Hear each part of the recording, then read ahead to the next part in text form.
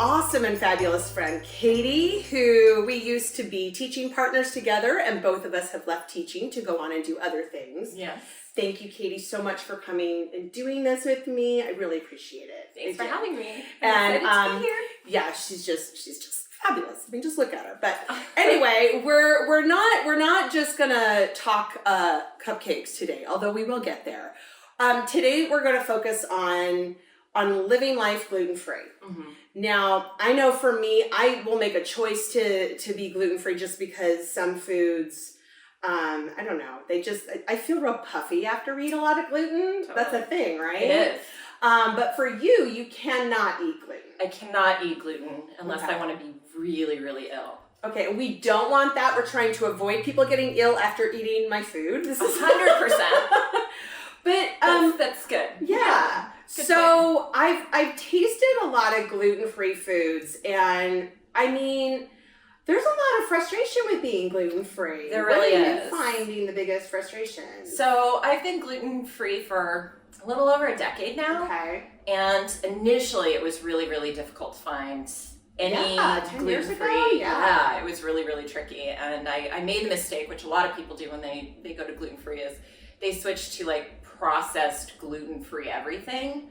So what do you mean? Just like the gluten-free versions of things? Yeah, like baked goods, gluten-free, Yeah. breads, gluten-free, Right. and I kept looking for all of these things that were gluten-free, and I realized that it didn't need to be that complex. Okay. There's a lot of existing foods that are naturally gluten-free, Right. and that's kind of where I shifted my focus and went to eating a lot more natural foods as opposed to a lot of processed foods. Yeah. But desserts were always something that I really struggled with because gluten-free desserts, for me, who's not a baker, it's like fresh fruit.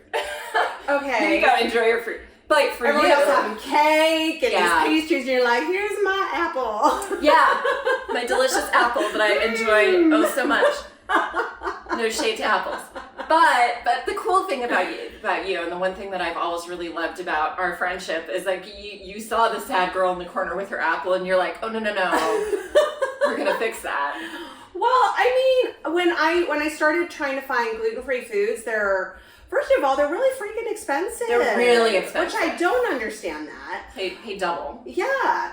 And like with things like baked goods and stuff, I found them to be really crumbly, almost like a cornbread texture, which I don't mind, but it's like if I'm going to go get a cupcake, I'm probably not going to choose the gluten-free one because I don't want to sacrifice the texture. Right. And you're right. There has been just like a tremendous trade-off. It's either in gluten-free baking from my experience and from eating a lot of gluten-free cupcakes and baked goods, they're either really, really crumbly, like they don't hold their form. You take a bite and it like falls apart. Or it's like there's too much sugar added. They've added so much sugar to overcompensate for the lack of gluten. Okay. That you end up feeling really, really sick. Yeah. By the time you finish the cupcake. Okay. So it's finding that happy medium. Right. Where the texture is right and it's not a sugar bomb. Yeah. That's really tricky and really challenging. Okay. I can see that. That would be frustrating. It's cool that I'm seeing more restaurants that it almost seems like everywhere you go, because we know we're always looking for a brunch place. Like, do they have gluten-free items? And it's like, oh, everybody does if you ask. Right. Now, I know some people, like, is it celiac? Celiac disease. I know with a lot of them, with the places we go, they talk about, even though it's a gluten-free item, it's in a kitchen that's made with gluten. So you always risk that cross-contamination, but you're not of that. You haven't had that problem? I definitely have been glutened a couple times at restaurants with items that claimed to be gluten-free. Yeah. But it's few and far between now. And when it happens, it's miserable. It sucks. But also that's the risk that you take when you eat out. Right. Yeah, no, I totally get that. So I am not a gluten-free kitchen. I mean, I make a lot of things that have gluten in them, but these little bad boys here, I did not put any gluten in them. So that's something always I feel I need to say before someone tries something gluten-free. Yeah. Macarons are naturally gluten-free just because they're made with almond flour. Thank goodness, right? Yeah. I'd be out of business.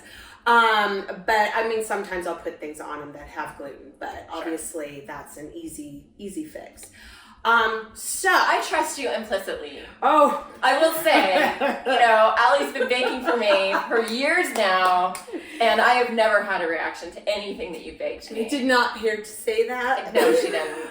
I might pay you in cupcakes. All right. I will take that.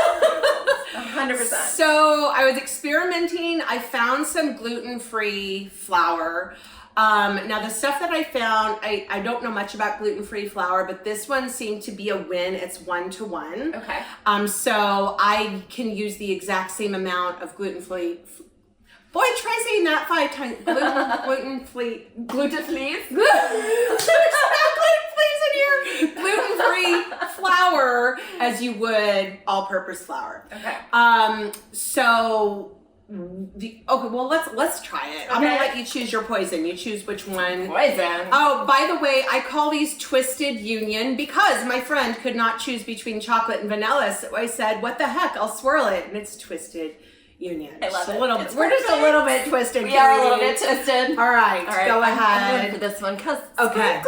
All right. Okay. So we have it's chocolate cake, and then it's a chocolate and vanilla buttercream that is swirled. Look at how pretty this is. Had to put a couple of little sprinkles on top because what's life without sprinkles?